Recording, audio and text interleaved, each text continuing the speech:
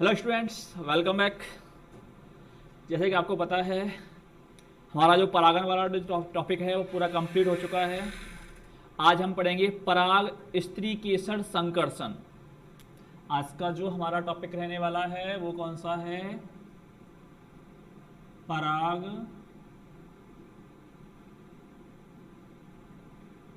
स्त्रीकेसर संकर्षण या पारस्परिक क्रिया।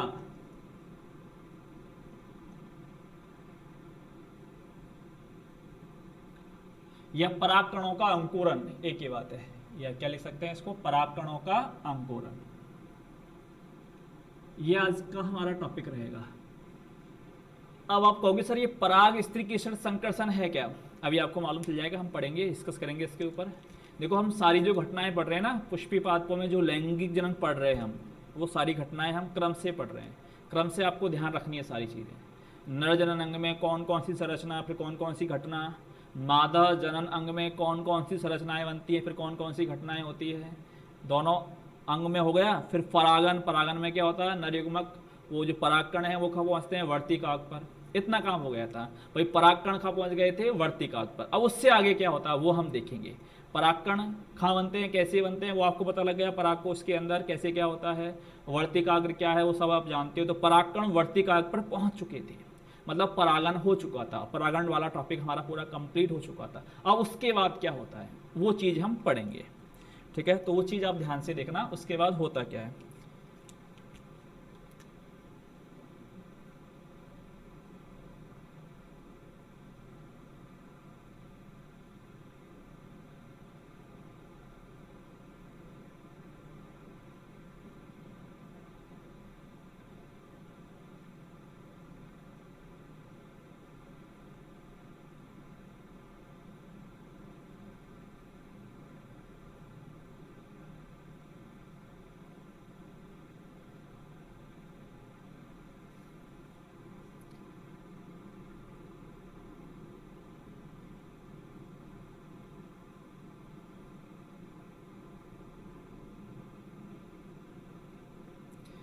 ये क्या है? स्त्रीकेसर। ये क्या है? स्त्रीकेसर। ये स्टिग्मा, ये स्टाइल एंड ये ओवेरी। पता है आपको। परागकण यहाँ पर आ चुके थे भाई। परागकण यहाँ पर क्या हो चुके थे? ट्रांसफर हो चुके थे, मतलब परागण हो चुका था। जैसे मान लो ये परागकण आ गया और ये परागकण आ गया और ये परागकण आ गया, ठीक है ना? परागकणों का यहाँ पर क्या हो चुका था? ट्रांसफर हो चुका था। और परागकणों का जो ट्रांसफर है किस पर? वर्तिकाग्र पर। वो क्या कहलाता? परागन। तो परागन हो चुका था। तो सबसे पहले आपको पता है परागकण आ चुके हैं वर्तिकाग्र पर। अब ये जो वर्तिकाग्र है ना, इसमें ये क्षमता होती है कि इसको ये जो परागकण मिला है ये उसी जाति का है या अन्य जाति का है। ध्यान रखना, ऐसा तो नहीं है जैसे मान लो ये वर्तिकाग्र किसका है? नीम का। अगर मान लो इसको बबूल का परागकण मिला है तो उसको वो रिजेक्ट कर देगा, अस्वीकार कर देगा। तो ध्यान रखना, ये जो वर्तिकाग्र है स्त्रीकेसर का, इसको जो परागकण मिला है ये उसी जाति का है या अन्य जाति का, ठीक है ना? ये क्षमता होती है किसमें? वर्तिकाग्र में। ये पहचानने की क्षमता होती है। अगर मान लो इसी जाति का परागकण मिला है तो वो अंकुरित होगा, और अगर मान लो परागकण दूसरी जाति का है तो उसको रिजेक्ट कर दिया जाएगा, उसको अस्वीकार कर दिया जाएगा, ठीक है ना? तो ये क्षमता किसमें पाई जाती है? वर्तिकाग्र में। तो ये ध्यान रखना अच्छी तरीके से कि भाई परागकणों का जो आते हैं वर्तिकाग्र पर, उसको रिजेक्ट करने की जो क्षमता होती है ना, वो किसके पास होती है? वर्तिकाग्र। भाई वर्तिकाग्र में ये पहचानने की क्षमता होती है कि जो उसको परागकण मिला है वो उसी जाति का है या अन्य जाति का। अगर अन्य जाति का है तो उसको रिजेक्ट कर दिया जाता है, अगर उसी जाति का है तो उसका क्या होगा? अंकुरन होगा। क्या होगा? उसका अंकुरन होगा, ठीक है? तो आपको पता है परागकण यहाँ पे पहुंच गए। परागकण क्या हो गए? यहाँ पर पहुंच गए। अब परागकण परिपक्व जो परागकण होता है, परागकण की संरचना आपने पढ़ रखी है, तो उसमें दो कोशिकाएं होती है। एक तो बड़ी कोशिका, कायिक कोशिका, और एक कौन सी होती है? जनन कोशिका। बताया था ना मैंने आपको। वही इस प्रकार से आपने देखा है। जैसे मान लो ये पॉलन ग्रेन है, परागकण है, ठीक है ना? तो इसमें एक तो ये बड़ी वाली कोशिका होती है और एक कौन सी कोशिका होती है? छोटी कोशिका। इस प्रकार से मैंने बना दिया, ठीक है ना? तो इस वाली अवस्था में आते हैं। इस वाली अवस्था में आपको पता है अधिकांशतः जो आवृतबीजी पौधे होते हैं उनके जो परागकण होते हैं 60% में वो द्विकोश की अवस्था में झड़ते हैं। कौन सी वाली अवस्था में झड़ते हैं? द्विकोश की अवस्था में। तो ये वाली कोशिका कौन सी हो गई भाई? कायिक कोशिका। ये वाली कोशिका कौन सी है? कायिक कोशिका, जो बड़ी होती है, पता है आपको, हम पढ़ चुके हैं, ये तर्कुकार होती है। और ये वाली कोशिका कौन सी होती है? जनन कोशिका। भाई ध्यान आ गया आपको? वैसे हम पढ़ चुके हैं, ध्यान दिलाने के लिए मैं आपको बता रहा हूँ। ये वाली कौन सी होती है? जनन कोशिका, जो तर्कुकार होती है। अब आगे चलकर जब ये विभाजन होगा इसमें जनन कोशिका में, तो इससे कितने नरयुग्मक बनेंगे? 2 नरयुग्मक। अर्थात ये जो जनन कोशिका है यही आगे चलकर जब विभाजित होगी ना, तब ये क्या बनाती है? 2 नरयुग्मक बनाती है। क्या बनाती है? 2 नरयुग्मक। और अधिकांशतः जो आवृतबीजी जो पौधे होते हैं जिनमें परागकण जो झड़ते हैं, वो कैसी वाली अवस्था में झड़ते हैं? द्विकोशिकीय अवस्था। क्योंकि ये परागकण की कौन सी वाली अवस्था हो गई? द्विकोशिकीय अवस्था। कौन सी वाली अवस्था हो गई? ये द्विकोशिकीय अवस्था हो गई। ठीक है भाई, ये कौन सी अवस्था हो गई? द्विकोशिकीय अवस्था। कुछ में 3 कोश की अवस्था में भी झड़ते हैं। तो 3 कोश की अवस्था में जिसमें झड़ते हैं ना, तो उसमें जनन कोशिका विभाजित हो चुकी होती है पहले ही, उनमें 3 कोशिका बन जाएगी भाई। जनन कोशिका का जब विभाजन होगा तो एक से, ये एक तो है ही है, ये एक से कितनी बन जाएंगी? 2 बन जाएंगी। तो एक ये और एक इससे कितनी बन गई? 2 बन गई। तो 1 और 2 कितनी हो गई? 3। तो कुछ में 3 कोशिकीय वाली अवस्था में झड़ते हैं परागकण। लेकिन आवृतबीजियों में 60% 2 कोशिकीय अवस्था में परागकण क्या होते हैं? झड़ते हैं, जो मैंने आपको पहले बता दिया। तो द्विकोशिकीय अवस्था में जैसे यहाँ पर आ गए, पता है आपको, वर्तिकाग्र में ये क्षमता होती है कि उसको जो परागकण मिला है वो उसी जाति का है या अन्य जाति का। अब जैसे ही यहाँ पर आएंगे, और चीज ध्यान रखना कि ये जो वर्तिकाग्र है स्त्रीकेसर का जो ये वर्तिकाग्र है, इसमें परागकणों के अंकुरण के लिए जो भी स्थितियां चाहिए होती हैं वो सारी चीजें यहाँ पे अवेलेबल होती है, सारी चीजें उपलब्ध होती है। वही परागकणों के अंकुरण के लिए जो भी मतलब पोषक पदार्थ चाहिए होते हैं, जो भी माहौल चाहिए होता है ना, वातावरण चाहिए होता है, वो सारी चीज अवेलेबल होती है कहाँ पर? वर्तिकाग्र पर। क्योंकि ये वाला जो हिस्सा है वो आपको पता ही है कौन सा है? स्टेग्मा, वर्तिकाग्र। ठीक है ना। और ये वाला जो हिस्सा है ये आप जानते हैं, ये कौन सा है? स्टाइल।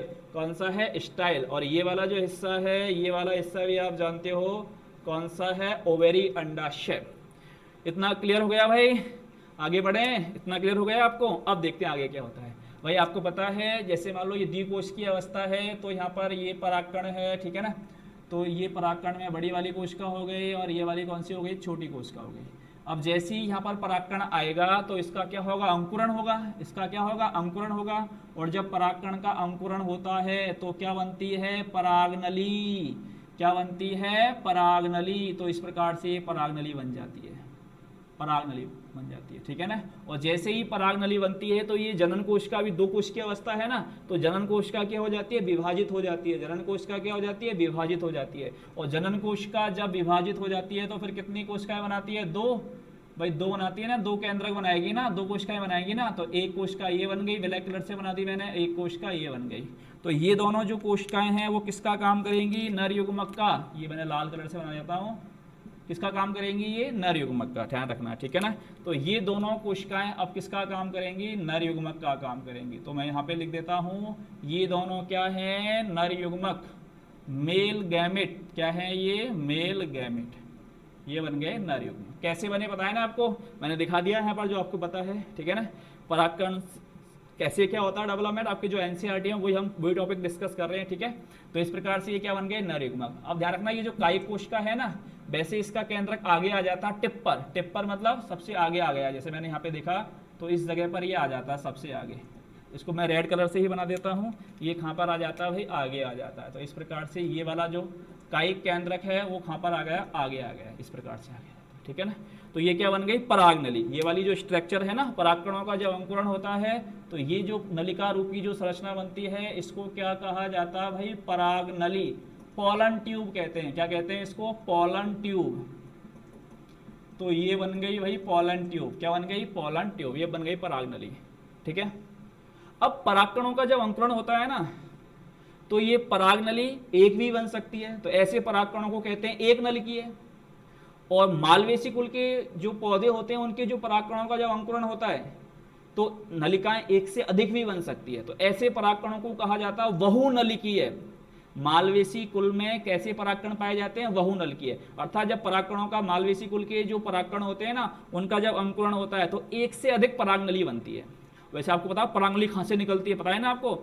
कौन से पता है आपको? जर्मपूर, जनन छिद्र, रंध्र के बारे में पता है ना आपको कि 3 पाए जाते हैं, 3 जनन छिद्र पाए जाते हैं, पता है आपको? एक्साइन, इंटाइन, तो एक्साइन वाली लेयर पर आपको पता है जनन छिद्र पाए जाते हैं, और उन्हीं जनन छिद्र से मैंने क्या कहा था? परागनली निकलती है। तो ये जनन छिद्र है, उससे परागनली क्या होती है? निकलती है। तो परागकणों का जब अंकुरण होता है तो क्या बनती है भाई? परागनली। परागकणों का जब अंकुरण होता है तो क्या बनती है? परागनली। 2 नरयुग्मक आ रहे हैं परागनली में। परागनली में कितने नरयुग्मक आते हैं? 2, ठीक है ना। अब देखो, अब मैंने आपको क्या बताया था कि ये परागनली बन गई। परागनली अब किस में जाएगी? स्टाइल वर्तिका में जाएगी। किस में जाएगी? वर्तिका में। और मैंने क्या कहा था? वर्तिका में बहुत सारे क्या पाए जाते हैं? अवरोध पाए जाते हैं। वर्तिका में क्या पाया जाता है? अवरोध पाया जाता है भाई। इसमें बहुत सारी सेल्स हैं, तो इस अवरोध को पार करना होता है पोलन ट्यूब। इसी अवरोध को पार करके निकलेगी, निकलेगी ही निकलेगी। तो ऐसी स्थिति में ये स्थान बनाती हुई, ध्यान रखना, ये जो परागनली है ये इनके बीच में से स्थान बनाती हुई आगे बढ़ती है। अब ध्यान रखना, ये परागनली की जो लंबाई है ना वो किस पे डिपेंड करेगी? पता है किस पे डिपेंड करेगी? वही वर्तिका की लंबाई जितनी होगी उतनी ही क्या होगी? परागनली की लंबाई होगी।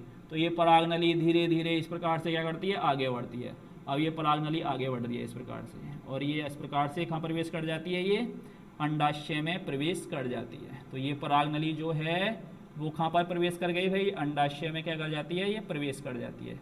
इस प्रकार से ये अंडाशय में यहाँ पर आ गई, ठीक है ना। तो ये जो 2 नरयुग्मक ऊपर थे अब कहाँ पे आ जाएंगे भाई? नीचे आ गए इस जगह पर। चलो मैं ऊपर बना रखे हैं, यहाँ भी बना देता हूँ उन्हीं को, वो यहाँ पर आ गए, ठीक है ना। ध्यान रखना, ये 2 नरयुग्मक यहाँ पे आ गए। और आगे क्या है वो आपको पता है? कायिक जो कोशिका है वो वाला है, कायिक कोशिका का केंद्र है इस जगह पर, सबसे आगे आ गए, ठीक है। अंडाशय में आ गया भाई। अब देखो यहाँ पर क्या है आपको पता है? बीजांड। भाई यहाँ पे क्या पाया जाता है? बीजांड। ध्यान है ना आपको भाई? यहाँ पे कौन सी वाली संरचना है? बीजांड। तो बीजांड को जैसे मैंने बना दिया यहाँ पर भाई, देखना ध्यान से भाई, ये वाली जो स्ट्रक्चर है जैसे बना देता हूँ मैं। आपको पता है अंडाशय के अंदर भाई क्या पाया जाता है? बीजांड पाया जाता है। ये तो बीजांड ग्रंथ हो गया, और ये मैंने बना दिया इसका अध्यावरण, और ये बन गया भाई अध्यावरण बन गया। इस प्रकार से ये क्या बन गया? अध्यावरण। ये अध्यावरण बना दिया मैंने इस प्रकार से, ठीक है ना। और ये बीच में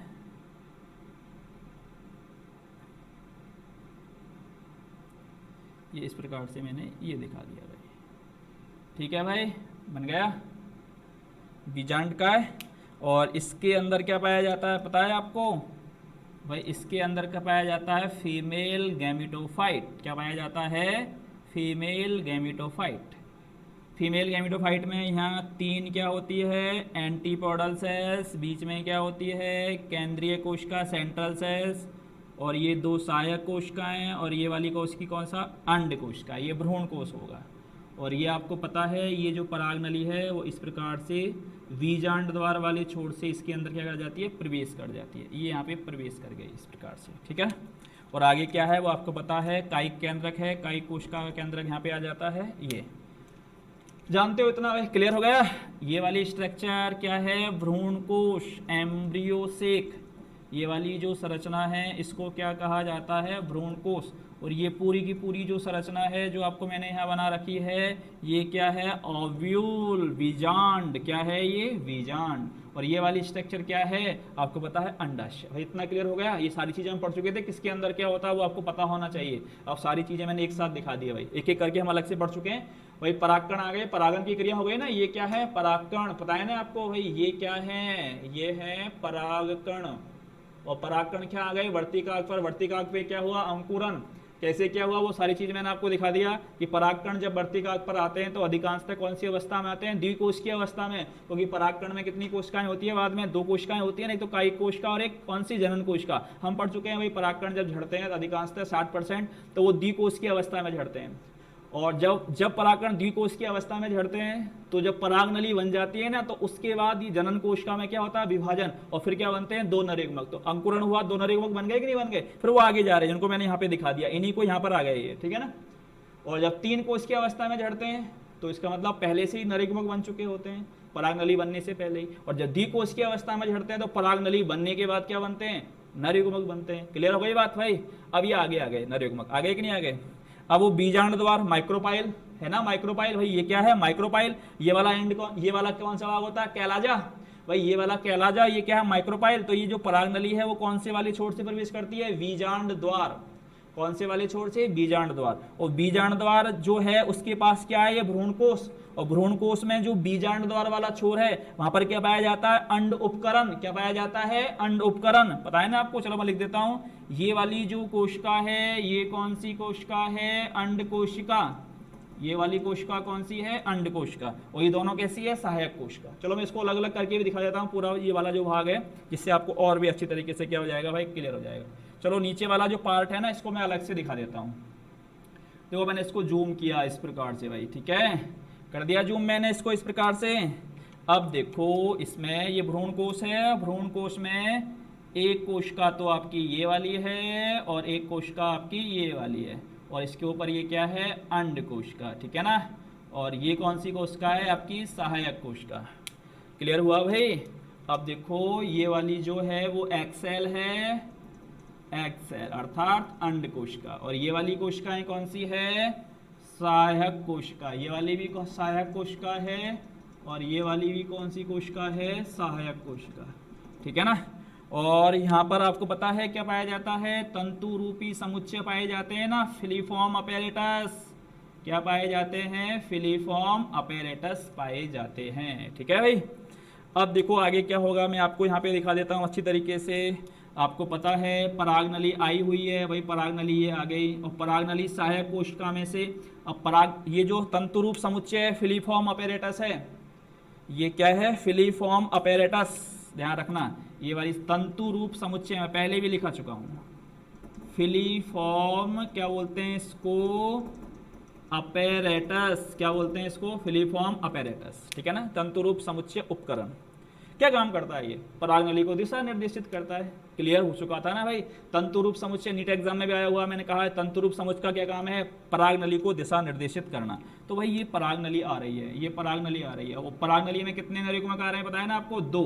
तो ये पराग नली जो है ना इसको दिशा निर्देशित करता है। भाई आप कहाँ जा रहे हो, आपका ध्यान किधर है, ठीक है ना, आपका ध्यान किधर है, क्योंकि इसमें क्या है, 2 फीमेल वो मेल गैमिट नर युग्मक, 2 क्या है, नर युग्मक, ठीक है ना। ये क्या है, 2 नर युग्मक। मैंने लिख देता हूं यहाँ पर, ये 2 क्या है, नर युग्मक।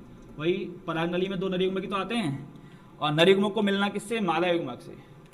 बेचैनी हो रही होती है किसको, नर युग्मक को, कि भाई जाना किसके पास है, मादा युग्मक के पास जाना। किसके पास जाना है, मादा युग्मक के पास जाना है, ठीक है ना। और मादा युग्मक आपको बताइए तो एक सेल है ये, इसके अलावा यहाँ पे क्या होती है, सेंट्रल सेल, और सेंट्रल सेल में क्या पाए जाते हैं, 2 ध्रुवीय केंद्रक। पता है ना आपको, सेंट्रल सेल में क्या पाए जाते हैं, 2 ध्रुवीय केंद्रक। तो ये जो पराग नली है वो सहायक कोशिका में एंट्री कर गई।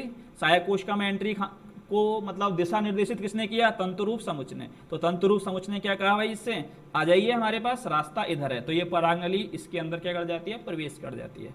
प्रवेश कर गई, इसके प्रवेश को किसने दिशा निर्देशित किया, इसने, फिलीफॉर्म अपैरेटस, तंतु रूप समुच्चय ने। भाई क्लियर हो गया। अब इसके आगे क्या होता है, टिप पर क्या होता है, सीड्स पर क्या होता है, पराग नली की सीड्स पर क्या पाया जाता है, कायिक केंद्रक। ध्यान रखना, कायिक कोशिका का केंद्रक होता है कि नहीं होता। तो पराग नली की सीड्स पर मैंने पहले ही दिखा दिया था आपको, पहले बनाया था डायग्राम, क्या पाया जाता है, पर सीड्स पर कायिक केंद्रक पाया जाता है। अब ये जो पराग नली है वो सीड्स से क्या होती है, फट जाती है। पराग नली सीड्स से क्या होती है, फट जाती है। उस चीज को हम अगले वाले डायग्राम में देख लेते हैं। फिर क्या होता है भाई, जैसे देखो इसको मैंने दिखा दिया है यहाँ पर, तो मैं आपको एक डायग्राम और बना देता हूँ जिससे आपको एक क्लियर हो जाएगा। भाई तो फीमेल वो मेल गैमिट है, ठीक है ना। अब देखो आगे वाले इस वाले डायग्राम में मैं आपको यहाँ पे क्लियर कर देता हूँ। जैसे सारी चीज़ें मैं आपको बड़े अच्छे ढंग से क्लियर कर रहा हूँ और आपको अच्छे से पढ़ना है। देखो ये हो गया, ये एक्सेल हो गया, और ये क्या हो गई, सेंट्रल सेल हो गई। ये वाली सेल कौन सी हो गई भाई, सेंट्रल सेल हो गई, ठीक है ना। अब देखो भाई इसके अंदर ये फिलीफॉर्म अपैरेटस जो आपको मैंने बनाई रखा है, और ये फिलीफॉर्म अपैरेटस है ही है। पराग नली यहाँ तक आ चुकी थी भाई, पराग नली यहाँ तक आ चुकी थी ना। तो अब ये जो पराग नली है ना, ये इससे बाहर निकल कर ये क्या होती है, फट जाती है। ये पराग नली है और ये पराग नली क्या हो गई, फट गई, फट गई पराग नली आगे से। अब पराग नली जैसे ही फट जाती है तो मैं आपको अलग कलर से दिखा देता हूँ। इसके अंदर जो मेल गैमिट थे वो क्या होते हैं, निकल जाते हैं। तो एक मेल गैमिट जैसे मान लो मैंने यहाँ सहायक कोशिका नष्ट हो जाएंगे बाद में, तो एक मेल गैमिट तो जैसे मान लो ये आ गया, ठीक है ना। और एक जो मेल गैमेट है इससे निकला, वो निकल कर पहुंच गया इस जगह, एक तो इस जगह पहुंच गया बाहर निकल के, ठीक है ना, यहाँ पर, और एक पहुंच गया जैसे मान लो मैंने यहाँ पे बना दिया इस जगह पर, ये पहुंच गया, ठीक है ना, फीमेल, मेल के पास, ये फीमेल, ये मेल गैमेट है, ये क्या है, फीमेल गैमेट है, ठीक है ना। तो दोनों मेल गैमेट अर्थात नर युग्मक क्या निकल जाते हैं, बाहर निकल जाते हैं, पराग नली क्या होती है, फट जाती है। अब ये वाला जो मेल गैमेट है वो किसके साथ जुड़ जाएगा, इसके साथ जुड़ जाएगा, और ये वाला जो मेल गैमेट है वो किसके साथ जुड़ जाएगा, इसके साथ जुड़ जाएगा, अर्थात नर युग्मक और मादा युग्मक का क्या हो जाएगा, मिलन हो जाएगा। और आपको पता है ये सारा काम किस लिए हो रहा था कि जो नर युग्मक है वो बेचैन हो रहा था किससे मिलने के लिए, मादा युग्मक के लिए, तो वो मादा युग्मक के पास पहुंच जाएगा। भाई नर युग्मक को मिलना किससे, मादा युग्मक से, तो वो आसानी से क्या होता है, उसके पास पहुंच जाता है। जैसे ही नर युग्मक निकलते हैं बाहर तो वो रेडी रहते हैं किसके लिए, मिलने के लिए, मादा युग्मक से, क्योंकि उन्हें मिलना है, किससे मिलना है भाई, मादा युग्मक से मिलना है। तो एक नर युग्मक तो किसके साथ मिल जाता है, सेंट्रल सेल, भाई आपको पता है ये वाली जो सेल है वो कौन सी वाली सेल है, सेंट्रल सेल, केंद्रीय कोशिका, ठीक है ना। और ये वाली जो सेल है वो आपको पता है कौन सी वाली है, एग सेल, भाई ये वाली सेल कौन सी है, एग सेल, अंड कोशिका। तो एक नर युग्मक, अब ये अंड कोशिका और ये केंद्रीय कोशिका है, ये किसका काम करती है, मादा युग्मक का, क्योंकि जो भ्रूण कोश होता है इसके अंदर ये क्या होता है पता है ना आपको, मादा युग्मकोद्भिद, फीमेल गैमेटोफाइट, भाई ये क्या होता है, फीमेल गैमेटोफाइट होता है। क्लियर हो गया इतना, सारी चीज घटनाएं बड़ी आसानी से अच्छे से पढ़ रहे हैं हम, घटनाएं सारी होती कैसी है। तो ये क्या होता है, फीमेल गैमेटोफाइट होता है, इसके अंदर क्या होता है, फीमेल गैमेट होता है। तो फीमेल गैमेट के रूप में कौन काम करता है यहाँ पर, एग सेल, एक तो ये एग सेल काम करती है ये वाली, और ये क्या है, केंद्रीय कोशिका, सेंट्रल सेल, जिसमें 2 ध्रुवीय केंद्रक होते हैं, वो फीमेल गैमेट के रूप में काम करती है। और मेल गैमेट किससे आते हैं, पराग नली के थ्रू आते हैं, ठीक है ना। और जैसे ही पराग नली फटती है, पराग नली को अंदर प्रवेश करने में कौन सहायता करता है, ये तंतुरूप समुच्चय, दिमाग में ध्यान रखना, जैसे ही फट जाती है पराग नली, सीट से फट जाती है, तो परागकण जो नर युग्मक होते हैं वो बाहर निकल गए ना, एक नर युग्मक तो किसके साथ जुड़ गया, इसके साथ जुड़ेगा, और दूसरा वाला जो नर युग्मक निकला वो किसके साथ जुड़ेगा, केंद्रीय कोशिका के साथ। अब ये सहायक कोशिकाएं नष्ट हो जाती है, बाद में ध्यान रखना, प्रतिमुखी कोशिकाएं भी क्या हो जाती है, ये जो प्रतिमुखी कोशिकाएं है ना ये भी क्या हो जाती है, नष्ट हो जाती है। भाई इधर क्या होंगी, 3, ये 3 क्या होंगी, यहाँ पर पता है ना आपको, पूरा बना हुआ था मैं, प्रतिमुखी कोशिकाएं, तो ये प्रतिमुखी कोशिकाएं नष्ट हो जाती है बाद में सारा काम होने के बाद, और इसके बाद ये जो 2 सहायक कोशिकाएं ये भी क्या हो जाती है, नष्ट हो जाती है, ठीक है ना। भाई प्रतिमुखी कोशिकाएं 3 ये नष्ट हो गई, 2 ये नष्ट हो गई। काम में कौन कौन सी वाली कोशिकाएं आती है, एक तो केंद्रीय कोशिका काम में आती है जिसमें 2 ध्रुवीय केंद्रक होते हैं, अर्थात ये कैसी होती है, 2n होती है, और एक एग सेल काम में आती है जो कैसी होती है, n होती है, ठीक है ना। अब कैसे क्या होता है वो आप चीज आगे देखेंगे, फिलहाल हम जो घटना पढ़ रहे हैं उसी के बारे में डिस्कस करेंगे। भाई आगे कैसे क्या होगा, अगर मान लो ये नर युग्मक एग सेल के साथ जुड़ा है तो क्या बनेगा, सेंट्रल सेल के साथ जुड़ा है तो क्या बनेगा, वो हम आगे डिस्कस करेंगे, क्योंकि हम सारी घटनाएं सिस्टमेटिक ढंग से पढ़ रहे हैं। तो जितनी हमारी घटना है जो हम पढ़ रहे हैं उसी चीज पे हम डिस्कस कर रहे हैं, ठीक है ना। तो हमारा टॉपिक है कि पराग स्त्रीकेसर संकर्षण क्या है, ये हमें देखना है। तो पराग कणों का आना, वो तो परागन हो गया, तो पराग कणों के अंकुरन से लेकर, ध्यान रखना, पराग कण आ गए यहाँ पर, वो तो परागन की वाली घटना पढ़ ली हमने। अब आने के बाद क्या होगा, परागकणों का अंकुरन होगा। तो परागकणों के अंकुरन से लेकर ये जो पराग नली है वो किस में प्रवेश करती है, बीजांड में प्रवेश करती है, या कहें भ्रूण कोश में प्रवेश करती है। इसके बीच में जितनी भी सारी घटनाएं होती है उन समस्त घटनाओं को पराग स्त्रीकेसर संकर्षण के नाम से जाना जाता है। क्लियर हो गया। वही जो मैंने आपको बोर्ड पे बताया है ना, वो सारा क्या है, पराग स्त्रीकेसर संकर्षण या पारस्परिक क्रिया। पराग कण ये और ये क्या है, स्त्रीकेसर, इनके बीच क्या पारस्परिक क्रियाएं हो रही है, उन्हीं क्रियाओं को तो मैंने दिखाया है यहाँ पर डायग्राम में। तो ये सारी जो घटना है, भाई परागकण आ गए यहाँ पर, वो तो परागन हो गया। अब परागकण आ गए, इसके बाद परागकणों का क्या होगा, अंकुरन होगा। परागकणों के अंकुरन से लेकर ये परागनली जो बनती है, फिर वो अंडाशय में जाती है, फिर वो बीजांड में प्रवेश करती है, भ्रूण कोश में प्रवेश करती है। तो ये सारी जो घटनाएं हैं उन्हें पराग स्त्रीकेसर संकर्षण के नाम से जाना जाता है। तो ये बात आप ध्यान रखना कि पराग स्त्रीकेसर संकर्षण क्या है, या इसको परागकणों का अंकुरन हम कह सकते हैं, ठीक है ना। तो मैंने आपको ये डायग्राम भी बना दिया, यहाँ पर मैंने आपको दिखा दिया कि फिलीफॉर्म अपेटस कैसे ये जो पॉलन ट्यूब है कैसे एंट्री करती है, फिर कैसे फटती है, कैसे युग्मक बाहर निकलते हैं, और कैसे वो मादा युग्मक के साथ क्या हो जाते हैं, जुड़ जाते हैं। क्योंकि आपको पता है ये जो नर युग्मक है उनको जाना किसके पास है, मादा युग्मक के पास, और मादा युग्मक किसके पास है, भ्रूणकोश, फीमेल गैमेटोफाइट, और नर युग्मक किसके पास थे, ये परागकण। परागकण अधिकांशतः कौन सी वाली अवस्था में झड़ते हैं, द्विकोश की अवस्था में 60%, काई कोश का, जनन कोश का। मैं जो आपको बात कही है वो ध्यान रखना, जब वो द्विकोश की अवस्था में झड़ते हैं तो पराग नली बनने के बाद जनन कोशिका में क्या होता है, विभाजन, और 2 नर युग्मक बनते हैं। लेकिन पहले भी हो जाता है, जनन कोशिका का विभाजन पहले भी हो जाता है, परागकणों के अंकुरन से पहले भी। जब परागकण 3 कोश की अवस्था में झड़ते हैं तो इसका मतलब नरयुग्मक पहले ही बन चुके हैं भाई। ठीक है, तो ये बात आपको क्या होनी चाहिए भाई, क्लियर होनी चाहिए। तो सबसे पहले तो आपको ये पूरा जो डायग्राम है वो आपको अच्छे से ध्यान रखना है कि पराग स्त्रीकेसर संकर्षण क्या है। ठीक है भाई डियर स्टूडेंट, तो समझ में आया? एक बार रिपीट कर लीजिए, डायग्राम को अच्छे से बना लीजिए, कोई दिक्कत नहीं है कि किस प्रकार से क्या होता है। परागकण यहाँ पर आ गए, मैं आपको पहले कह चुका हूँ कि परागकणों के अंकुरण के लिए जो भी उचित माहौल चाहिए होता है वो सारा जो उचित माहौल है वो वर्तिकाग्र पर क्या होता है, मौजूद रहता है।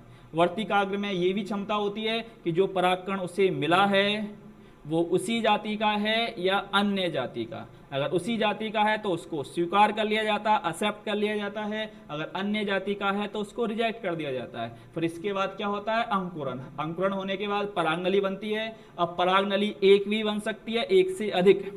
जब एक बनती है तो ऐसे परागकणों को एक नलिकीय परागकण कहा जाता है, जो सामान्यतः देखने को मिलता है आवर्तबीजी पौधों में। और अगर मान लो मालवेसी कुल के जो पौधे होते हैं उनमें परागकणों का जब अंकुरण होता है तो एक से अधिक परागनली बनती है। हालांकि एक्टिव एक ही रहती है, सक्रिय एक ही रहेगी भाई। ऐसा नहीं है कि बहुत सारी परागनली बन गई तो सारी जाती है, सब में दो दो नरयुग्मक जाएंगे, ऐसा नहीं है। जाएगी आगे वर्तिका में जाएगी, एक ही जाएगी, ध्यान रखना। और परागनली की जो लंबाई है ना, बताओ वो किस पे डिपेंड करेगी तुम्हारे हिसाब से? ये वाला भाग, कौन सा वाला भाग, स्टाइल, वर्तिका। तो वर्तिका वाला जो भाग है इस पर वो क्या करेगी, निर्भर करेगी। ठीक है ना, तो आपको पूछ लिया जाए कि भाई परागनली की लंबाई किस पर निर्भर करेगी, स्टाइल। ये वाला जो स्टाइल वाला जो पार्ट है ना वर्तिका, वर्तिका की लंबाई जितनी होगी उतनी तो क्या होगी, आपकी परागनली की लंबाई होगी कि नहीं होगी। और परागनली में क्या कितने नरयुग्मक आते हैं, 2। सीड्स पर कौन आता है पता है ना आपको, कायिक केंद्रक। ये वाला जो है ना ये क्या है, कायिक केंद्रक। क्या है ये, कायिक केंद्रक। कायिक केंद्रक कहाँ से आया पता है ना आपको, कायिक कोशिका का जो एक केंद्रक है वो आगे आ जाता है सीड्स पर, आगे आगे चलता है। और पीछे पीछे जनन कोशिका जब विभाजित हो गई तो इससे क्या बन गए, 2 नरयुग्मक। ये इसके पीछे पीछे चलते हैं भाई आगे। फिर ये आपको पता है ये कौन सा है, माइक्रोपाइल। माइक्रोपाइल एंड से बीजांड के अंदर प्रवेश कर जाती है परागनली। अब बीजांड द्वार से प्रवेश कर गई।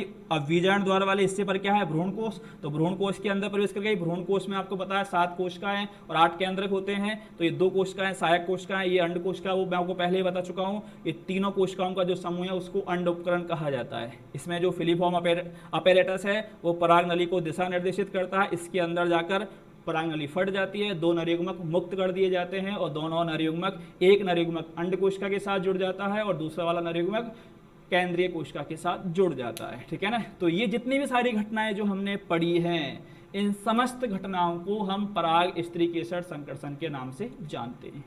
ठीक है डियर स्टूडेंट, तो आपको ये समझ में आ गया होगा। पहले आप इसका स्क्रीनशॉट ले लीजिए, आप इसका डायग्राम बना लीजिए अभी।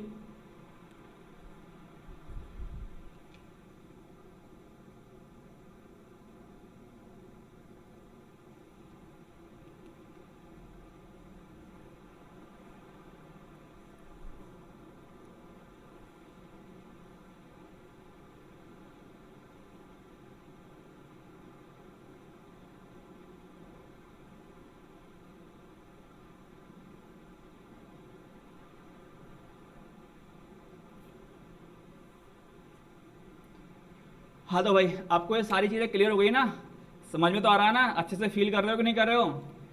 मैं देख रहा हूँ बहुत सारे स्टूडेंट हैं वो वीडियो नहीं देख रहे हैं और इसके अलावा अपना जो असाइनमेंट है वो भी ऐप पर सबमिट नहीं कर रहे हैं। इस ऐप पर असाइनमेंट जो सबमिट कर रहे हैं उन स्टूडेंट्स की संख्या बहुत कम है।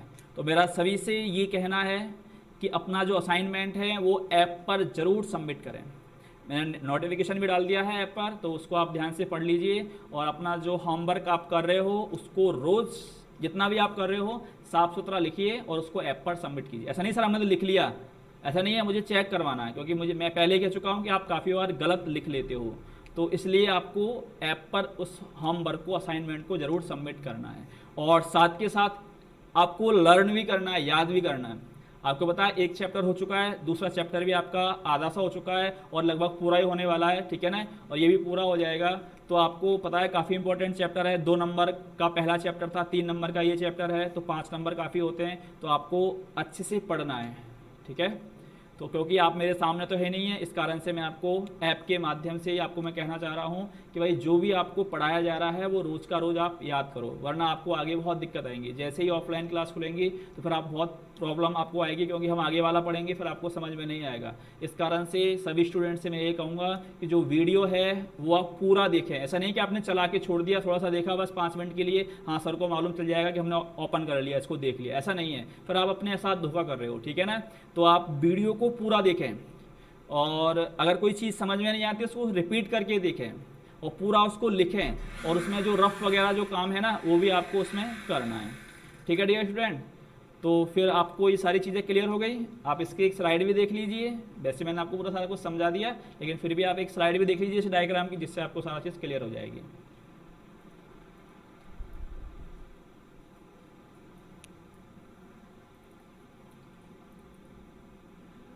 देखो आपके स्क्रीन पे आपको स्लाइड दिखाई दे रही है, जैसा मैंने आपको डायग्राम बनाया है वैसा के वैसा आपको स्लाइड में दिखाई दे रहा है।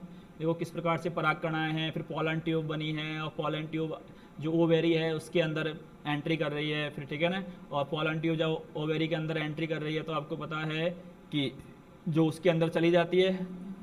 दूसरा वाला जो डायग्राम है उसमें आप देख सकते हो अच्छी तरीके से कि वो किस प्रकार से वो फिलीफॉर्म जो ऑपरेटस है ना उसके अंदर वो जाती है, और उसके अंदर जाने के बाद वो फट जाती है, फिर 2 मेल गैमेट निकलते हैं, और 2 मेल गैमेट किसके साथ जुड़ जाते हैं, मादा युग्मक के साथ जुड़ जाते हैं, ठीक है ना। तो इस प्रकार से नर युग्मक किसके पास पहुंच जाते हैं, मादा युग्मक के पास पहुंच जाते हैं। तो ये सारी जो घटनाएं हैं ना, इन्हीं सभी घटनाओं को हमने क्या नाम दिया है, पराग स्त्रीकेसर संकर्षण या पारस्परिक क्रिया, या इसको परागकणों का हम अंकुरण कह सकते हैं। तो देखो आपको डायग्राम जो मैंने आपको बोर्ड पे बनवाया है वही सारी चीज़ आपको स्लाइड में दिखाई दे रही है। आप अच्छी तरीके से अपने रजिस्टर में इसको नोट कर सकते हैं कि किस प्रकार से परागकण आते हैं, किस प्रकार से पोलन ट्यूब बनती है, किस प्रकार से वो ओवेरी के अंदर जाते हैं, ओवेरी में जो ओव्यूल होता है, बीजांड होता है, किस प्रकार से उसकी एंट्री होती है, और किस प्रकार से वो भ्रूण कोश के अंदर फीमेल गैमेटोफाइट के अंदर जाते हैं, और फीमेल गैमेटोफाइट जो भ्रूण कोश है उसकी जो सहायक कोशिका में किस प्रकार से पोलन ट्यूब एंट्री करती है, उसकी सहायता कौन करता है, फिलीफॉर्म अपैरेटस, ठीक है ना। फिर किस प्रकार से वो फटता है, और किस प्रकार से मेल गैमेट निकलकर किसके साथ जुड़ जाते हैं, फीमेल गैमेट के साथ। तो ये सारी जो घटनाएं हैं ना, इन्हीं सारी घटनाओं को हमने क्या नाम दिया है, पराग स्त्रीकेसर संकर्षण। ध्यान रखना ये क्वेश्चन 2 बार बोर्ड एग्जाम में पूछा जा चुका है। पराग स्त्रीकेसर संकर्षण प्रक्रिया को समझाइए। तो इसमें केवल आपको जो मैंने बोर्ड पे डायग्राम बना रखा है वो समझाना है, और जो आपको मैंने सारी बातें समझाई है वो सिस्टमेटिक ढंग से आपको लिखनी है। तो यही सारी घटनाएं कौन सी है, पराग स्त्रीकेसर संकर्षण। अब इसके बाद क्या होगा, क्योंकि आपको पता है नर युग्मक मादा युग्मक के पास आ चुका है, तो अब दोनों का क्या होगा, मिलन होगा। तो मिलन जब होगा तो उसे क्या कहोगे आप, निषेचन। क्या कहोगे आप उसे, निषेचन। तो निषेचन से पहले वाली घटनाएं पढ़ रहे थे वो हमने पढ़ ली है, अब निषेचन होगा, फिर हम निषेचन के बाद वाली घटनाएं पढ़ेंगे, ठीक है ना। तो अब निषेचन से पहले जितनी भी सारी संरचनाएं घटनाएं होती है ना वो सारी हम डिस्कस कर चुके हैं, और उम्मीद है कि आपको अच्छे से समझ में आ गई होंगी, क्योंकि सारी घटनाएं मैंने बड़ी सिस्टमेटिक ढंग से और एनसीईआरटी वेस्ट बताई है। अगर आप नीट की एग्जाम भी देते हो तो इससे बाहर कुछ भी नहीं जाने वाला, आपको एक भी क्वेश्चन बाहर नहीं मिलेगा। आपको प्री मेडिकल एग्जाम में शायद ही कोई क्वेश्चन हो जो उससे बाहर जाएगा, ठीक है ना। बस आपको जो पढ़ाया गया है उसी पर आपको फोकस करना है, एनसीईआरटी से बिल्कुल बाहर नहीं जाना है। और मेरा उद्देश्य यही रहेगा कि हम एनसीईआरटी से बिल्कुल बाहर ना जाएं, एनसीईआरटी पर ही फोकस करें, जो आपके लिए बहुत फायदेमंद साबित होगी, ठीक है डियर स्टूडेंट। आज के लिए इतना ही, मिलते हैं नेक्स्ट लेक्चर में। Okay thanks.